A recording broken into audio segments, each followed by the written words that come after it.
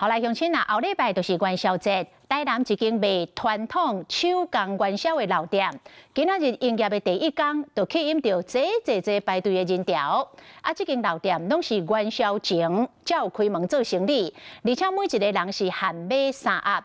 头家讲，今年特别延长到营业的时间，希望让每一个顾客拢买会到。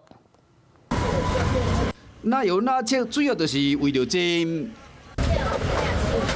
好一粒啊一粒元宵圆滚滚，有真个乡亲透早就来要买。这间很有名啊，然后真的很好吃，就是煮起来那个皮的 Q 度跟一般市售的不一样，而且它的内馅是很丰富的花生的那个甜，不是那种有点化学感的。 因为元宵要到啊，今日年假头一天，台南这间有50年历史，主打手工元宵，遵照传统的老字会店。 有真侪人伫排咧，而且一个人限买3盒。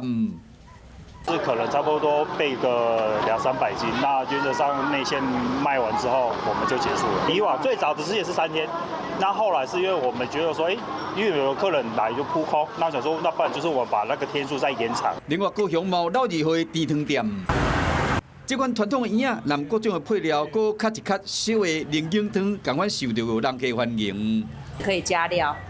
它的料也蛮好吃的，像那个珍珠啊，还是那个粉饺都还蛮好吃的。那你觉得吃的好不好吃？好吃，甜甜的。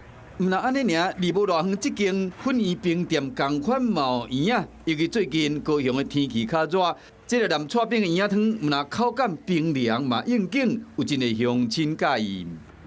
Hello， 我是雷亚，想要抢先掌握最及时的新闻资讯吗？赶快订阅、按赞、开启小铃铛，锁定华视新闻 YouTube 频道。